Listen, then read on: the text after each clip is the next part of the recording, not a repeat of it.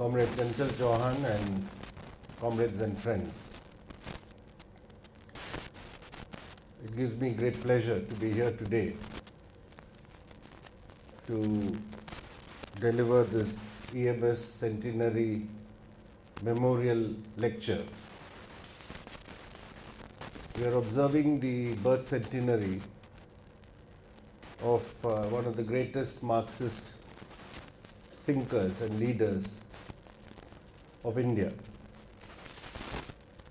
In the last number of months, starting from June last year,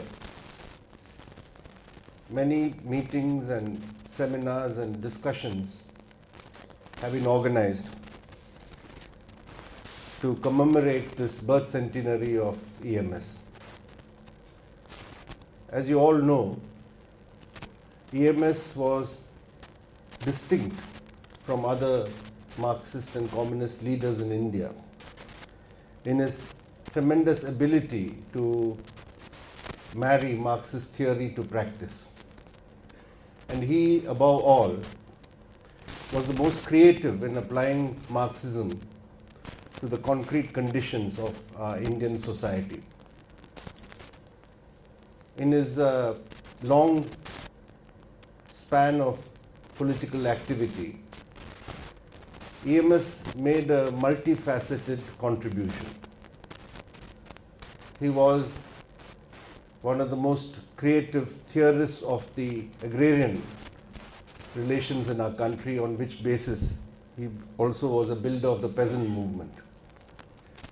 He can be rightly considered as the architect of modern Kerala, because he was the first to trace the evolution of the linguistic nationality of the Malayalis and conceive of a new Kerala, a unified Kerala state for all Malayalam-speaking peoples. He was also the most creative in applying Marxism to understand the caste-class relationship.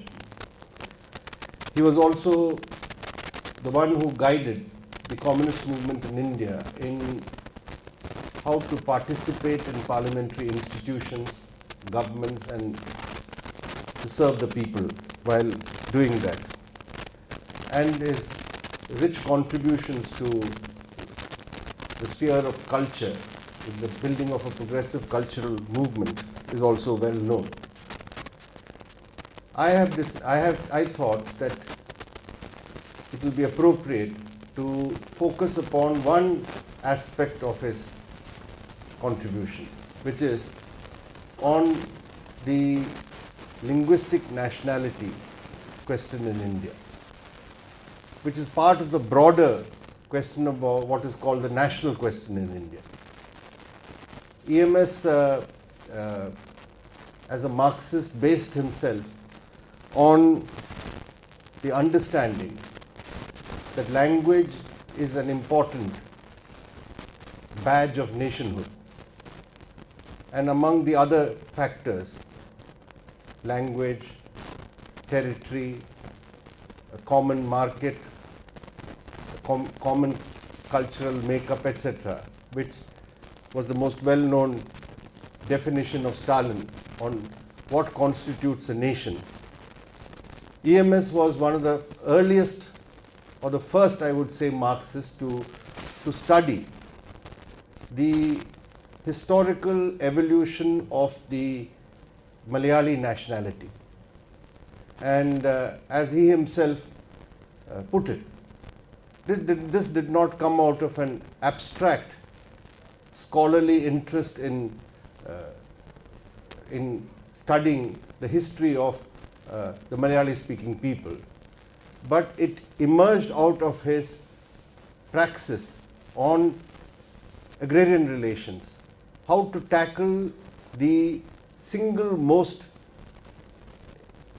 important problem in society in Malabar, where he has analyzed the agrarian relations and come to the conclusion that what is required is the complete abolition of the Jammi landlord system. And this is incorporated in his now famous Minute of Dissent as a member of the Malabar Tenancy Committee, which was set up by the Madras Legislative Assembly, in which he laid out the nature of the exploitative system of the feudal Jammi landlord system. And when he advocated the abolition of this system and the building of a peasant movement directed towards this, he himself, as he said, then saw the next step to be taken is to accompany this slogan of the abolition of landlordism and a fight to end the feudal order, not only in Malabar, which was part of the British presidency or province, but also the fight against feudalism in the princely states of Travancore and Cochin, where he said that this fight for democracy in Travancore and Cochin is another side of the coin of the fight against feudalism, which is to be conducted by the abolition of the Jammi system. And therefore, the next step, as he said, I accompanied this demand with the demand for Aikya Kerala. That is, all Malayali speaking peoples must come together, be brought together in a single unified linguistic state. And EMS said that this was not his own individual understanding. At that time, when he wrote this, his first pamphlet on this matter, which was titled 1.25 crore Malayalis, it was in 1942. At around the same time, P. Sundaraya had written Vishalandhra, which became the Bible for the movement for Vishalandhra, the unified state of the Telugu-speaking people. Around the same time, Bhavani Sen, another leader of the Communist Party, had written about Natun Bangla, about the need for a unified Bengali-speaking people's state. So the Communist Party had seen the formation of states based on linguistic nationalities as part of the anti-feudal, anti-imperialist struggle. And it is not accidental that it was in Kerala, in Andhra Pradesh and Bengal, West Bengal, that these three concrete slogans were formulated, because in all these three states the Communist Party had developed a strong base among the peasantry and the working class. They were in the forefront of the anti-feudal struggle and the anti-imperialist struggle. So this was not, again, something that the Communist Party or the communists had discovered. The necessity for recognition of the various linguistic nationalities and their aspirations, and the creation of or the reorganization of the Indian state based on the linguistic principle. Much earlier, when the Indian National Congress under Gandhiji's leadership was poised to become a mass party and movement, it was Gandhiji who recognized this principle as the correct principle, and in Nagpur in 1920 at the AICC session, they decided to reorganize all the Congress Pradesh committees on linguistic lines. And the list of those linguistic states, if you see it now, which was the Pradesh Congress committees, you will see that Kerala was there, though it was in three parts, Travancore, Cochin and Malabar, and there was in Andhra Pradesh, there was Hyderabad, and there was part of the Madras presidency. But the Congress Party reorganized all its party Pradesh units on the basis of linguistic principle, and all other parties subsequently followed. It's a different matter that this movement of the linguistic nationalities, which was emerged out of the struggle against British rule. I'm not going into the whole history because the subject is very vast, language and nationality. I have certain views on that which I cannot go into, but I broadly agree with what EMS advocated or spelt out time and again, that the formation of linguistic nationalities in our country is a process which took place much before the British came into India. Before British rule, there were the rudiments of this nationality formation, because already there was trade, money lending, commerce, new proto-capitalist elements were developing in these various regions, and that along with the languages which became the people's languages. Till then language was used only in the court by the ruling class. It was an exclusive language, but through the Bhakti movement, as we saw later on from the 14th century onwards, you see language becomes a vehicle to bind these nationality together and create this linguistic, the nationality consciousness. So British rule, it was British rule in which capitalism actually started developing in our country. And as Marxists, as EMS said, without the development of capitalism, there is no nationality, there is no nation in the making. We do not accept the Rashtriya Swayamsevak Sangh's theory of India being an ancient nation for more than 3,000 years. You see, there was no nation 3,000 years ago. Yes, there were probably various feudal kingdoms or states, but the national consciousness which came in India had two levels, were working at two levels. There was the pan-India consciousness, which was forged in the struggle against British imperialism, where people of different linguistic groups and nationalities came together to fight against British rule, which defined what is Indianness also in the process. And you had the subnational, regional level consciousness, which was the linguistic nationality consciousness. These were not contradictory. They complemented each other. Without the awareness, linguistic nationality awareness, the masses could not come into the movement against British imperialism. The peasantry could not be drawn into the anti-feudal struggle. So the anti-feudal struggle, the anti-imperialist struggle, and the consciousness that we belong to this linguistic nationality went together. This process, how it developed in Kerala, from the earliest days, from the ancient days to the medieval times, to the point when Kerala became part of the British system, was put out by EMS, which he developed into a book called The National Question in Kerala in 1952. This is the book which influenced me the most, by the way. When I was reading Marxism, the books which I read about Marxism applied to India, this was the book which influenced me greatly, also partly because I was working on a thesis connected with this subject. But it opened out to me an understanding of Indian society which is different from what is pervaded by the dominant view of India as a nation.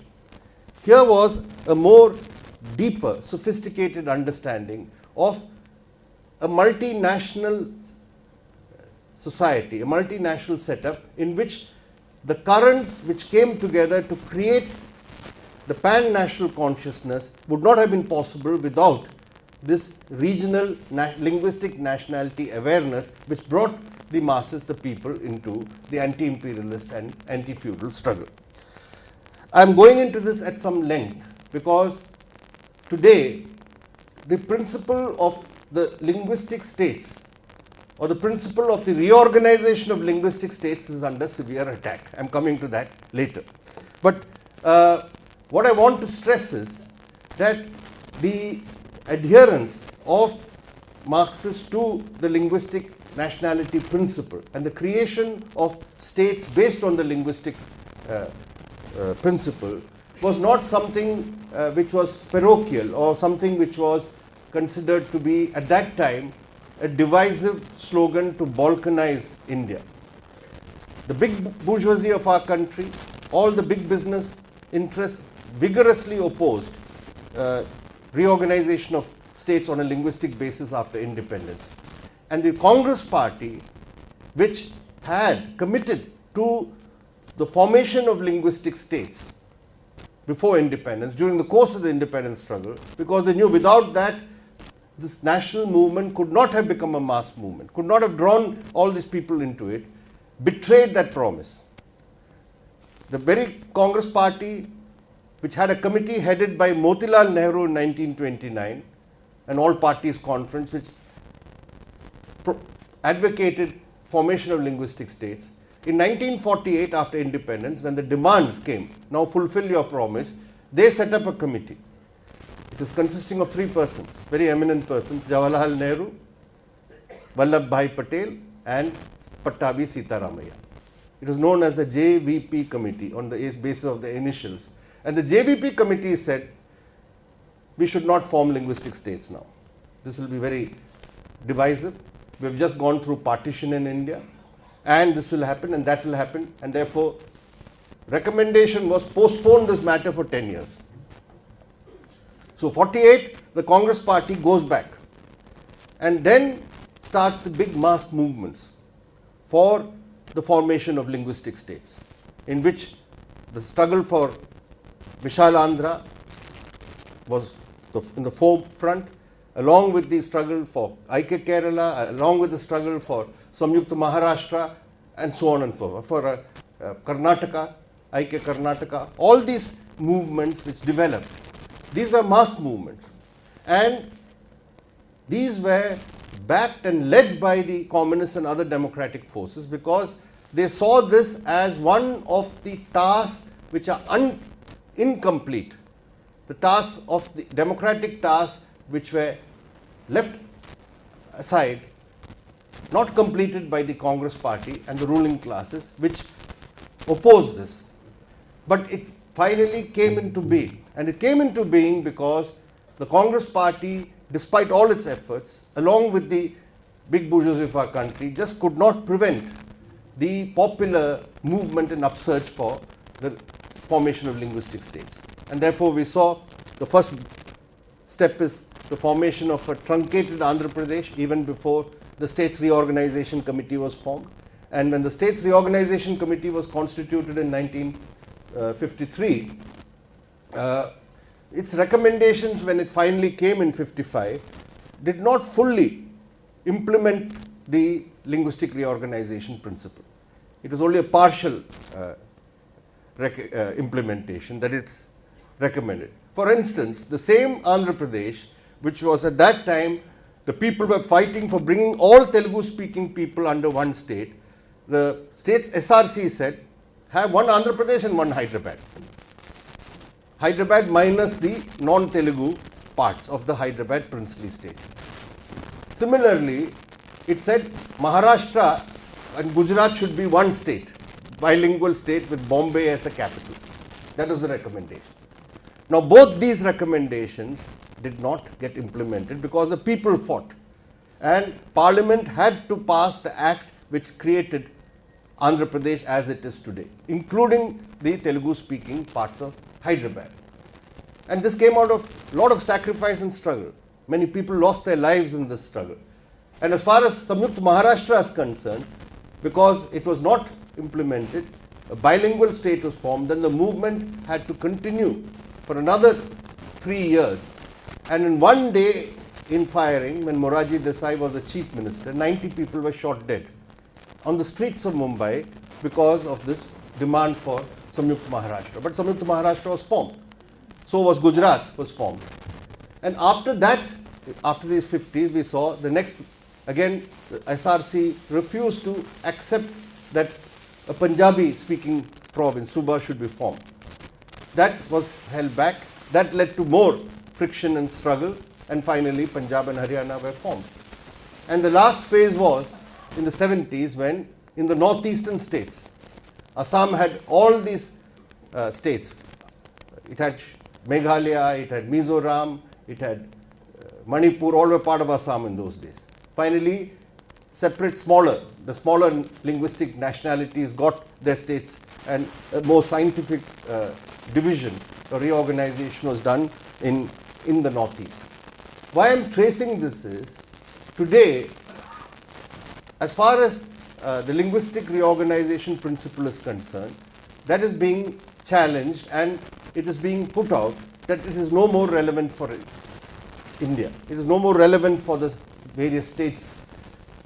The state which was formed primarily on the linguistic principle, Andhra Pradesh, is today being sought to be divided by the formation of a separate Telangana.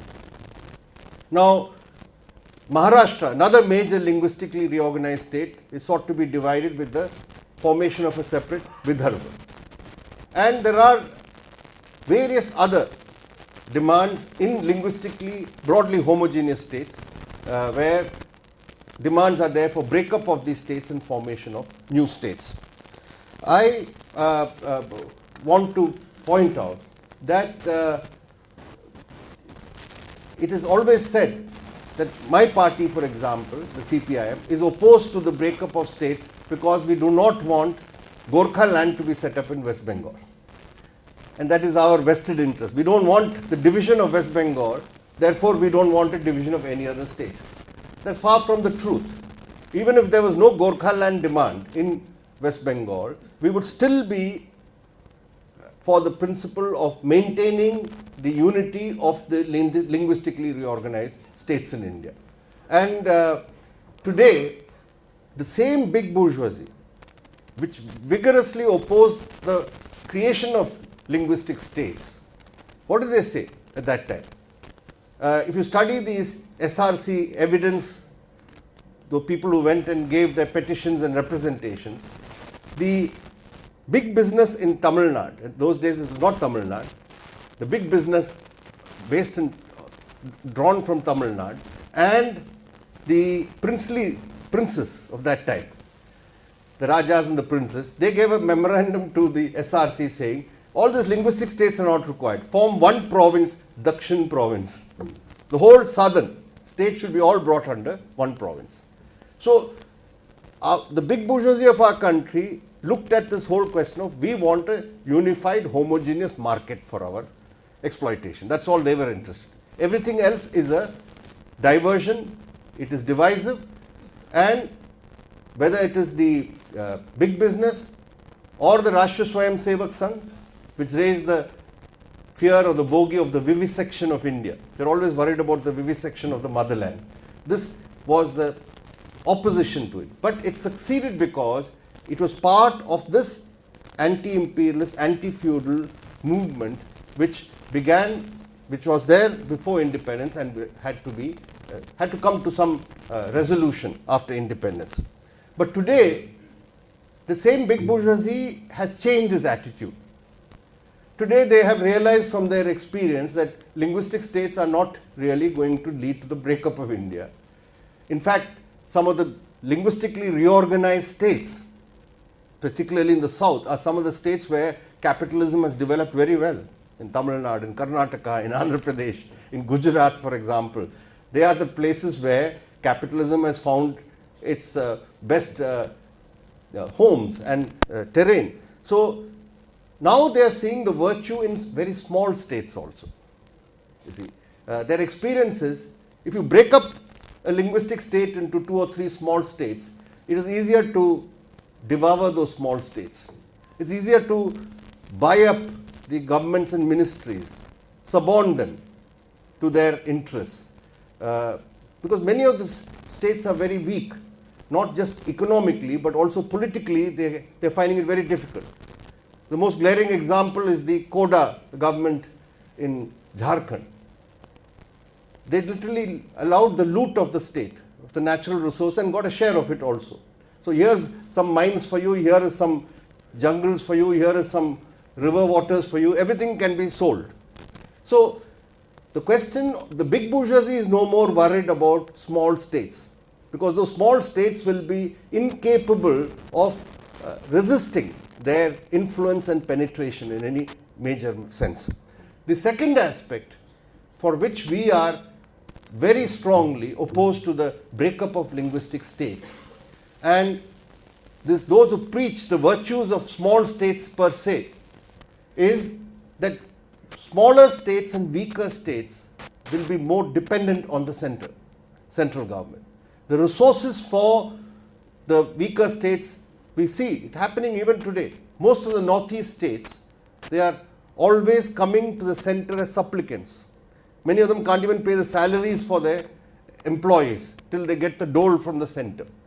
And when the government of the day changes in the center, their colors will also change in the states. You see, many who are in the NDA are today in the UPA, in the Northeast, because they have to survive. So this is going to harm the federal system in our country. We need strong states, viable states, and linguistic nationality based states have proved to be stronger states. Strong in the sense of what? Strong in the sense more viable, more coherent, etc. And more democratic, because the fundamental principle on which we based our support for the linguistic reorganization is that a people of a country or a state must have their language in administration, in education, in the judiciary, etc., etc. It's only then democracy can work. And the experience of the linguistically reorganized states is that it has provided better atmosphere, better conditions for democracy to flourish. So giving up that is not worth it. And the argument of backwardness, now everywhere it comes, Vidarbha is backward compared to other parts of Maharashtra. Telangana is backward compared to the coastal districts or sarkars. Now, much of this backwardness is not sudden, it's historically there. You know that when the British came, the coastal areas developed, capitalism developed first there, infrastructure developed there. And after independence, decades of capitalist development have led to aggravating the unevenness, heightening the unevenness of development. And that is a law of capitalist development, inherent to capitalism, that it goes into areas where it can maximize its profits. It will not, it doesn't have an altruistic motive of balanced development of all regions. That is for the state to do. But unfortunately, in Andhra Pradesh, despite repeated resolutions and decisions, and even a constitutional amendment providing for certain rights and protections for the people of Telangana, none of them have been seriously implemented. So there is a historical background, and capitalist development will lead to uneven development in every state, in every region. You can find some districts in some state are forward in terms of more development, and some are backward. If that is the basis, then you will have to divide India into scores and scores of states. You see, if that is the basis, that backwardness provides the basis for having a separate state, but it does not solve the problem. The second aspect is, with the rise of identity politics in our country, now some identity gets manufactured and constructed. There is a regional identity which is manufactured, and they say, because of this, now we need a separate state. We are different from these people. And what is happening also is that within the bourgeoisie, within the petty bourgeoisie also, there are competing sections who are competing and conflicting with each other in the matter of getting resources, in the matter of capturing markets, etc. So some section of the bourgeoisie, or even section of petty bourgeoisie, feel a separate state will benefit us. We will get access to the resource and market there. So it is a divisive issue. It's not for the common people, for the working class, for the peasantry, for those who are all working section of people. It really is not. It's not the issue which will solve their problems. It is not a separation or a formation of separate state will solve their problems. But given the discontents engendered by our bourgeois landlord system, people get mobilized in the hope that something will come out. We'll get something. We'll get some jobs. We'll get some facilities if a separate state is formed. So today, after 6 decades after independence, after the linguistic reorganization wave of the 50s and 60s, today with liberalization, the neoliberal policies, the growing unevenness, both regional, income, social, etc., inequality is growing. Strains and fissures have developed where earlier there was this common feeling that we, belonging to a linguistic nationality, need to have our own setup and our own state. The other point which is to be noted is that in the Hindi-speaking region, this trajectory of growth did not take place in the way which I have explained for most of these non-Hindi speaking regions. That is, you have Hindi is becoming standardized and is as a language. It is getting spread and used and communicated through the media, through education, through the administration. There is, yes, Hindi is becoming the lingua franca or the common language for this whole region. So you have dialects, you have also languages like Maithili, etc., which is recognized in our 8th schedule. But you don't have that linguistic nationality awareness. If you go to UP and tell somebody you belong to the UP linguistic nationality, he wouldn't understand what you're talking about. He'll either think I'm an Indian, or I'll say I belong to Bundelkhand, or maybe I belong to this district, or I belong to Uttar Pradesh. But it's not a linguistic nationality consciousness which developed as it developed in the case of the Tamils or the Telugus or the Maharashtrians or the Kannadigas, etc. So therefore, it is no use of going into this to say, yeah, from Bihar to Rajasthan we have this one linguistic nationality called the Hindi speaking people. There is a process still on. There is an identity of people belonging to Bihar.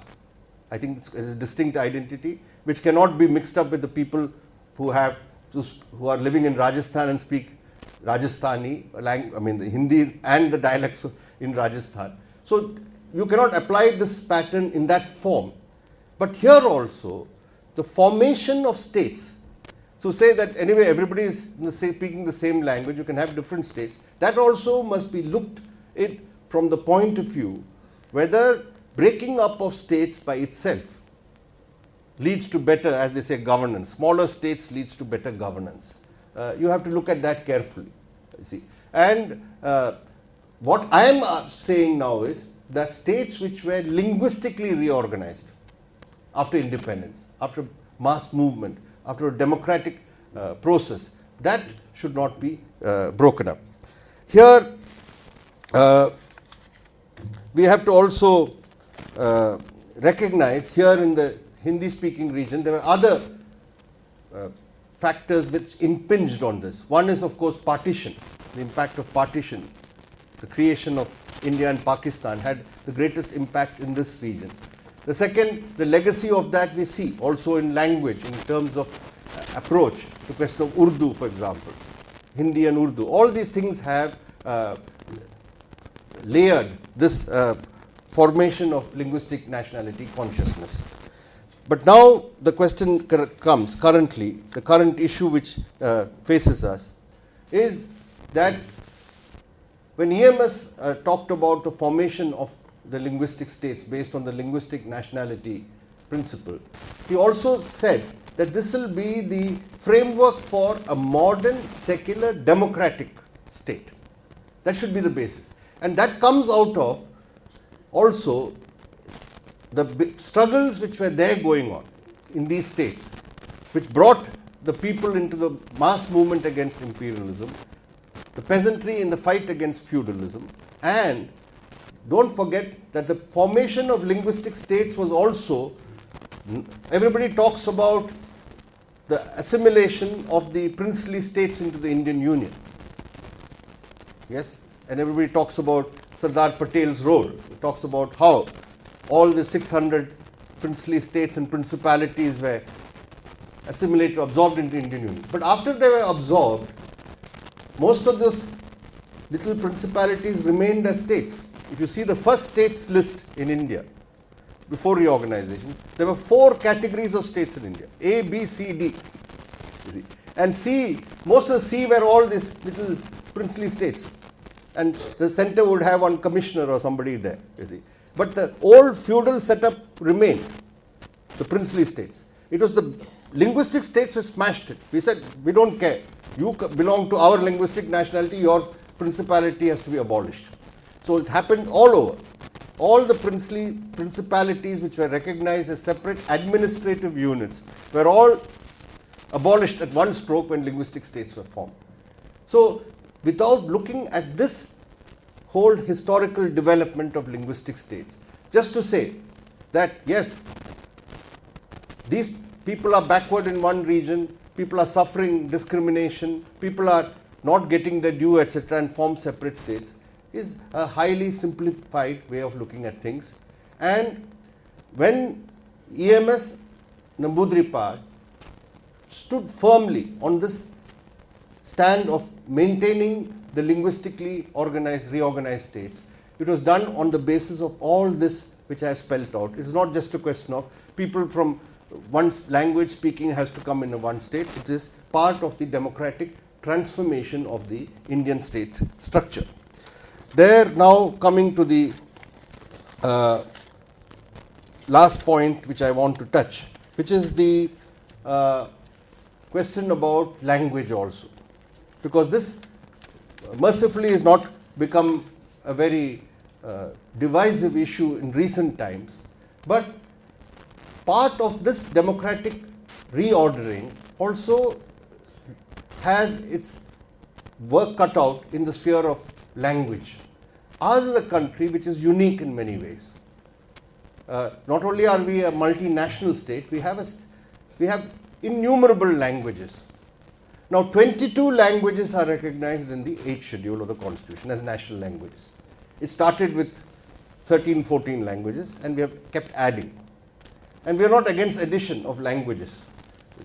We have added Dogri, we have added Nepali, we have added Sindhi, we have added Maithili. Yes, because we believe that there must be recognition of all languages and there must be equality of all languages. That's the principle which EMS held to very clearly. You may be a big linguistic community, you may be a smaller linguistic group. You may be a major language group or a smaller language group, but we recognize the equality of all Indian languages. And linguistic states have provided for the development of all these languages.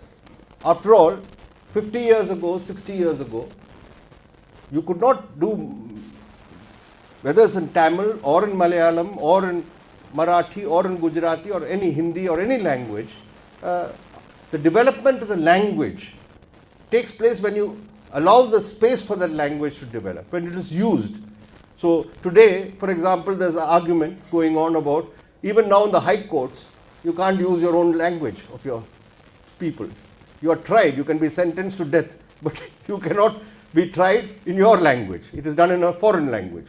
Of course, the argument of the learned judiciary, high judiciary, is otherwise our judiciary will get fragmented on state lines. So we have to have judges from outside. But it's a difficult question. But yes, why is it that in the Parliament of India, I'm amazed by this country which spends so much money on so many things, you cannot have simultaneous translation. That is, you are an MP from, say, Karnataka, and you can't speak in Kannada, or you cannot speak in any language unless you give 48 hours notice, special arrangements are made, etc. And ministers cannot reply on their own language. Mr. Aragiri cannot answer questions in Tamil. He only knows Tamil. Is this democratic? That he must know English or Hindi? So you must have equality of languages. And the state has to provide. I'm using Parliament. I had calculated in 1973 the amount of money will be required if you institute simultaneous translation. Those days, I'm sure it's gone up. It was a few crores in those days if you want to have simultaneous translation. Why is it that all government documents are not available in all these national languages? It's not available. You see. So both at the national level and in the state level. In the states, you form linguistic states, but every linguistic state will have sizable linguistic minorities. Now, it is a democratic principle that a child must learn in his or her mother tongue, particularly in the primary school or the elementary stage. And it is a right. So you may have, your state language may be Assamese, but a Bengali child has the right to learn education, have education in mother tongue. Whether if it may be a Hindi speaking minority in West Bengal, say, or Urdu speaking minority linguistic group in some state. So the question about language is still an unfinished business in India. It got caught up earlier on the question of what should be the official language, English or Hindi. We said at that time, don't get into this fight. Start with the equality of Indian languages. Introduce each Indian language in their respective sphere. Then English becomes superfluous eventually. Then the question of Hindi being acceptable will come. If you stick to English or Hindi, it is making it obligatory. This is your official language. Don't go into that. Tamil must be there in Tamil Nadu. Hindi will be there in Uttar Pradesh or Madhya Pradesh or etc. Each language has its sphere where you develop them, and over a time when the utility of English as the only official link, communicating etc. language becomes redundant, then people will naturally replace it from their own practice in their use. What is the language to be done? Which can be Hindi. But if you go into only having an official language, this is our, of course, constitution says we have an official language, we have a secondary official language, English, to continue as long as necessary. So this aspect. So there, again, based on what EMS conceived, he was very clear on how to put the language question.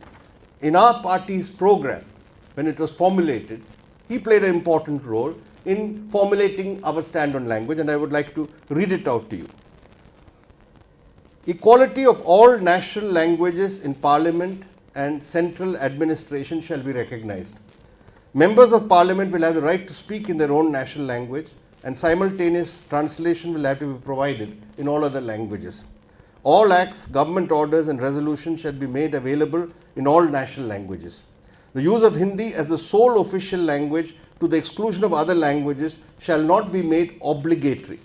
It is only by providing equality to the various languages that it can be made acceptable as a language of communication throughout the country.